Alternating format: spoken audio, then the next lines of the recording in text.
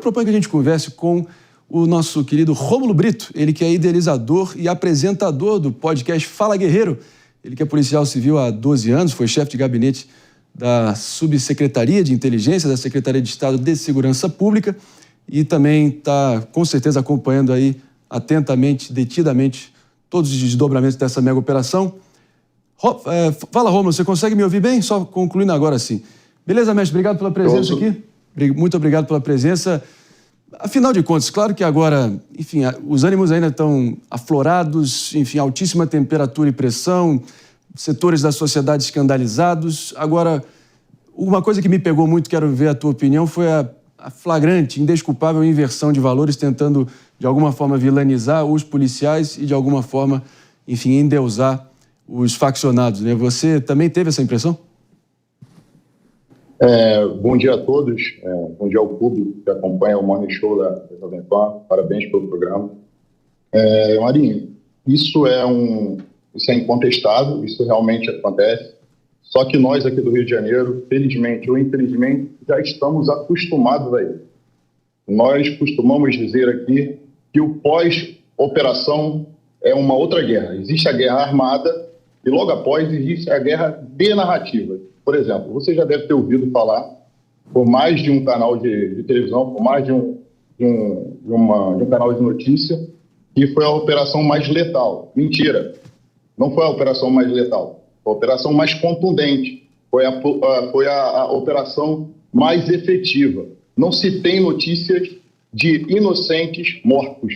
Aliás, tem sim. Eu queria fazer uma divisão, porque a imprensa durante muito tempo, a imprensa tradicional durante muito tempo, quando há confronto entre policiais e bandidos, e existe, por exemplo, um morador ferido, eles dizem assim, confronto entre policiais e criminosos, tem um inocente e um policial ferido. Mentira, tem 2 inocentes feridos, sendo que um desses inocentes era alheio ao confronto. O policial também é inocente, estava ali fazendo o seu ofício, assim como você está aí fazendo o seu ofício, o policial faz, só que os instrumentos que ele tem e o objetivo são outros.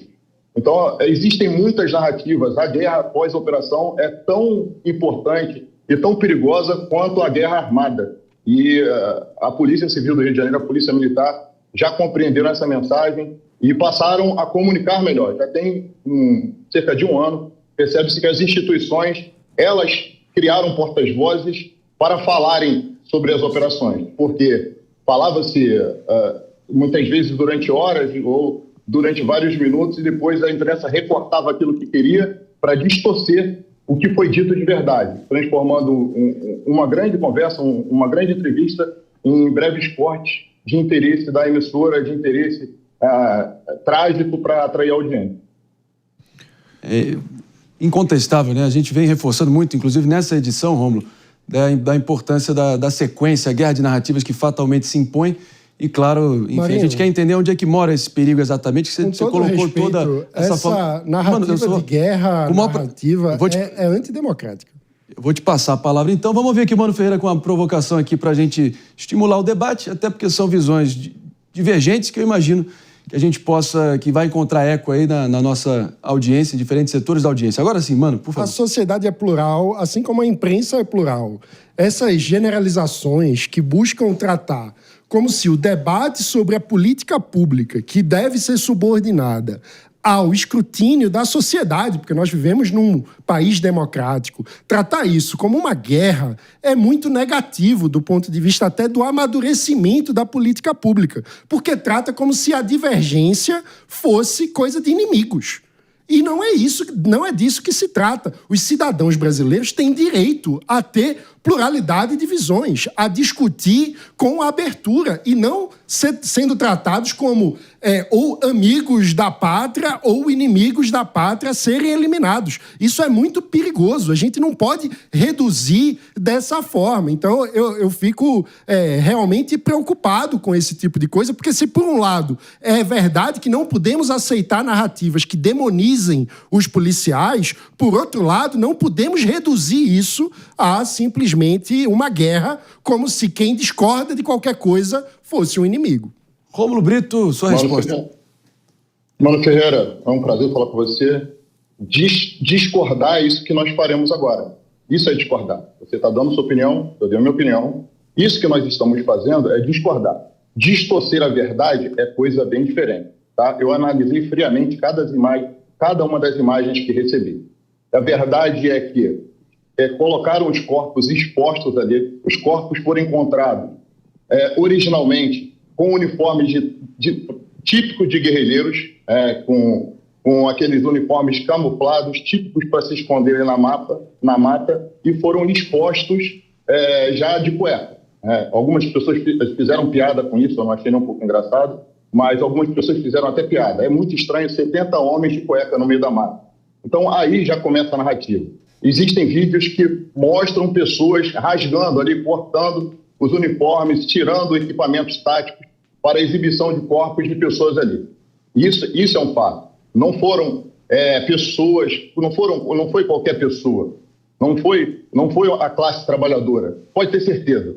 Se houvesse algum inocente no meio desses criminosos, baleado ou morto, isso já estaria escancarado em toda a imprensa. O que a gente cobra da imprensa não é que ela concorde conosco, é que ela seja honesta na hora de passar a informação, que ela não distorça os fatos, mostre os fatos como eles verdadeiramente são. Policiais fazem juramento quando assumem suas profissões. Eu fiz um juramento quando assumi minha profissão. E é óbvio que eu sei que tem colegas que desviam essa conduta e eu sou inteligente emocionalmente o suficiente para admitir isso. Que existem policiais de conduta desviada. Eu só espero que setores da imprensa, porque quando eu digo a imprensa tradicional, eu quero só fazer uma curta retificação, que eu quero... A retificação será no parte da imprensa. Uma boa parte da imprensa tradicional faz isso. Ela distorce a verdade. Ela coloca verdadeiramente a população contra a polícia. Eu sei porque eu vivo isso. Eu sei porque eu nunca maltratei um morador, nunca baleei um inocente. E sempre fui recebido de forma hostil na favela. Isso tem sido feito hoje por parte da imprensa de uma forma muito contundente. Infelizmente, isso é inquestionável, porque eu vejo e vivo isso na pele. E antes que distorçam essa conversa, eu queria falar um pouco sobre a minha origem. Eu sou egresso do Nordeste, sou nordestino que veio tentar a vida no Rio de Janeiro quando tinha 14 anos, sou egresso de favela. Morei dentro de uma favela até os meus 23 anos de idade. Convivi cara a cara com o tráfico de drogas. Fui convidado diversas vezes para fazer parte daquele movimento criminoso. Em nenhuma das oportunidades segui essa pressão. Mas essa cultura que vem se criando, e é a narcocultura, teve uma jornalista de um dos jornais de maior circulação no país, que disse que o secretário da Polícia Civil ele tem o hábito de inventar palavras, que ele teria inventado a narcomedice e que agora ele teria inventado a narcocultura. Não, a narcocultura existe e já foi inclusive utilizado pelo mesmo jornal que disse que o Felipe Cury inventou essa palavra. A narcocultura é quando um determinado funkeiro usa cabelo vermelho e todos de uma determinada facção só pode ter aquele cabelo vermelho dependendo do território onde estão. Isso é um tipo de narcocultura. Quando funkeiros criam músicas enaltecendo uma determinada organização criminosa, quando o filho de um dos maiores traficantes da história do país vira referência nacional, quando esse mesmo traficante tem um perfil com alcance de mais de 130 e poucos mil seguidores, que na verdade num país sério isso nunca aconteceria. Ele jamais se comunicaria dessa forma, ele jamais formaria opinião. Não, sem dúvida alguma. Qual foi a favela que você foi criado, Rômulo? Só a título de curiosidade?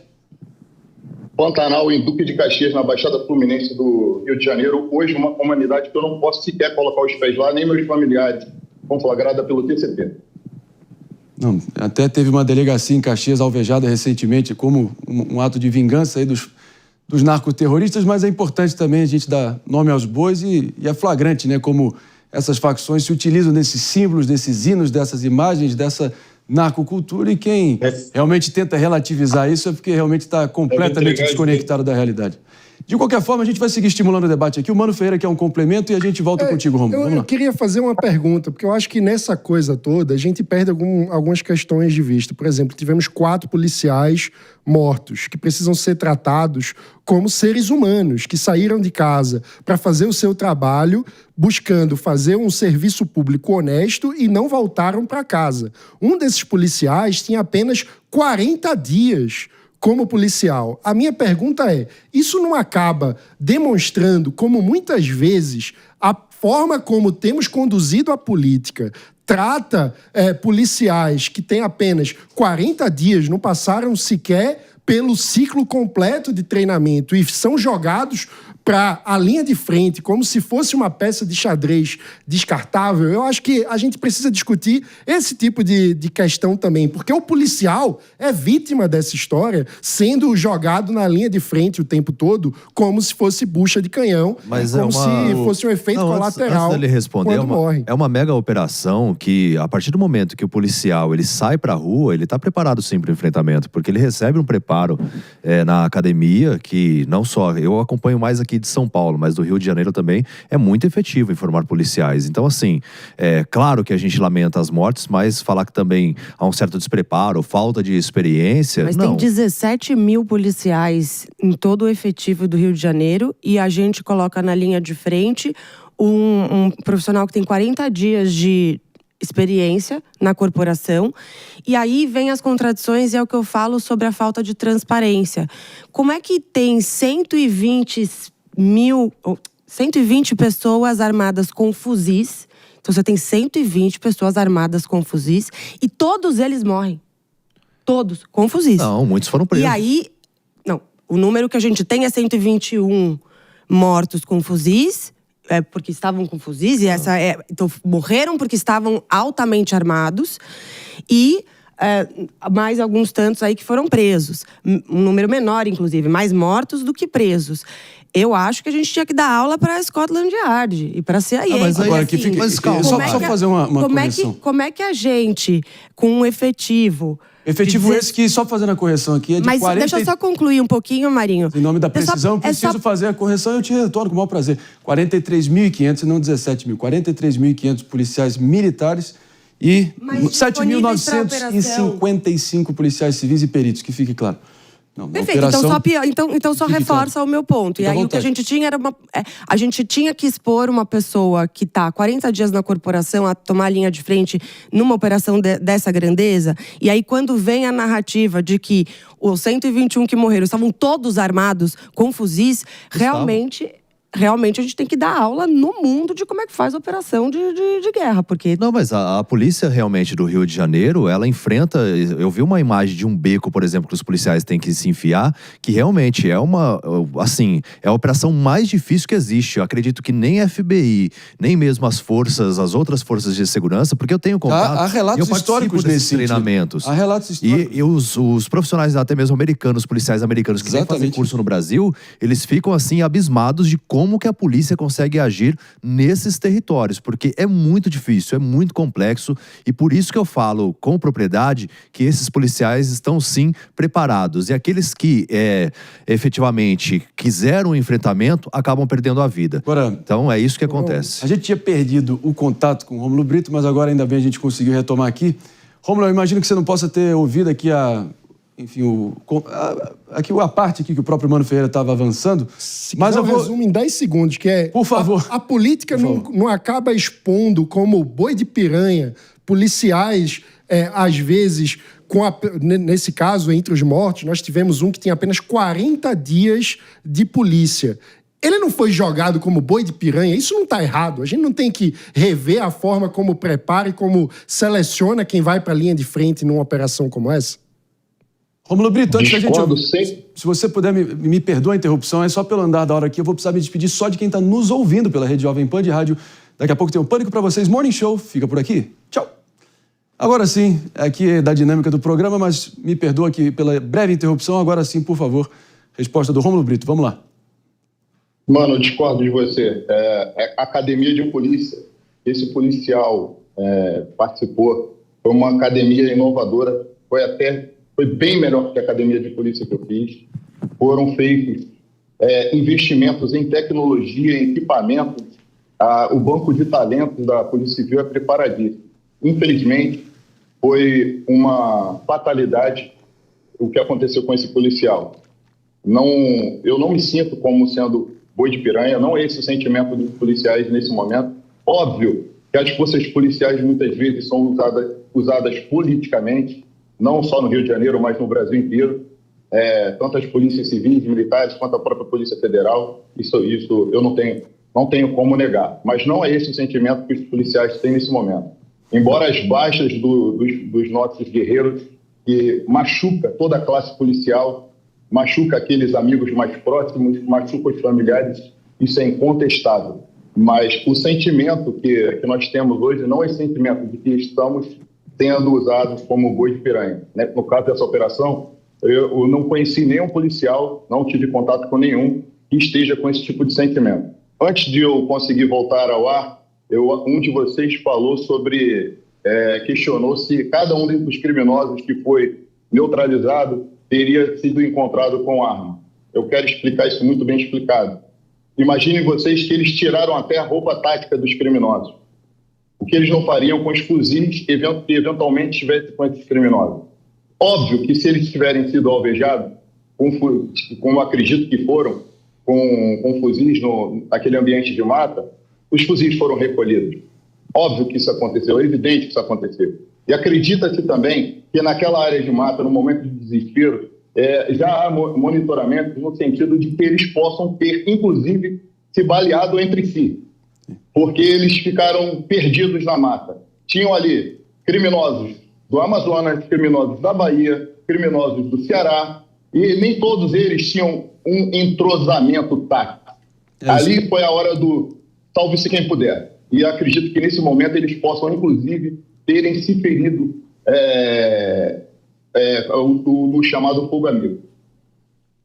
Rômulo Brito, obrigado demais aqui, agregou e muito aqui, debate importante, esclarecimentos mais ainda. A gente conta aqui, conta com você, portas abertas sempre aqui no Morning Show. Obrigado.